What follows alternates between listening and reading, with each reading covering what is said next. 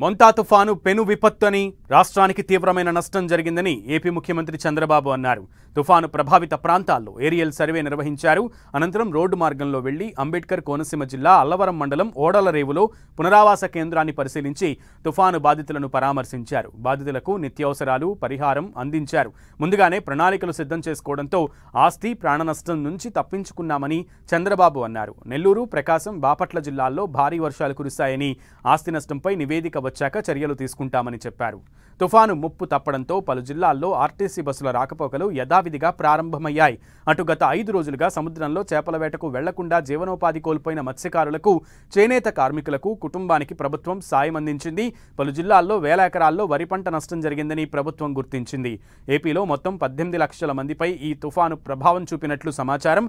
తుఫాను వల్ల రాష్ట్రంలో 2 మృతి చెందినట్లు అధికారులు గుర్తించారు.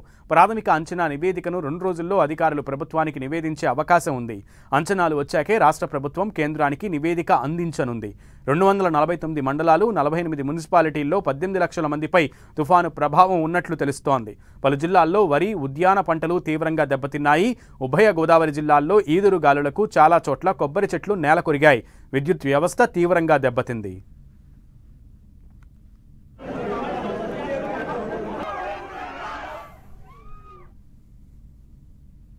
వరి పంట కొంతవరకు దెబ్బతినింది. హార్టికల్చర్ పంట కొంత దెబ్బతినింది. కొన్ని జిల్లాల్లో విపరీతంగా వర్షాలు పడ్డాయి. ఈరోజు నెల్లూరు, ప్రకాశం, బాపట్ల దగ్గర పరచూరు ఆ ఏరియాలో నేను ఏరియల్ సర్వేలో కూడా చూశాను. ఎక్కువ నీటితో మొత్తం కూడా ముంపుకు గురైంది.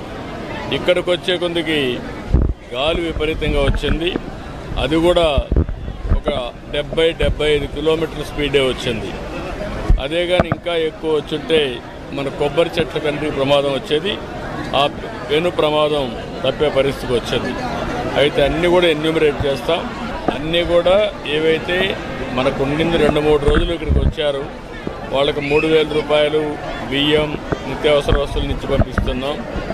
ఇక్కడుండే ఫిషర్మెన్ కమ్యూనిటీకి ఇబ్బందులు ఉన్నాయి. 3-4 రోజులు వేటకు పోలేదు.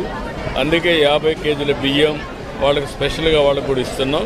అదే మరి చేనేత కార్మికులకి, మత్స్య కార్మికులకి అదనంగా 50 కేజీలు ఇస్తున్నాం. రాబోయే తొందరలోనే మిగిలిన ఏవైతే ముందు ప్రిపేర్డ్నెస్ వల్ల చాలా వరకు జటిలమైన సమస్యని చాలా సమర్థవంతంగా ఎదుర్కొన్నాం.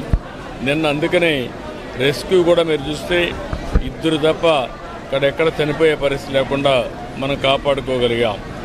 ఇప్పుడు వీళ్ళందరికీ రిలీఫ్ కానీ మనం అనుకున్న ప్రకారం ఇవ్వాల్సిన అవసరం ఉంది. అవి కూడా ఆదేశాలు ఇచ్చాను. తొందరలో పూర్తి చేస్తాను.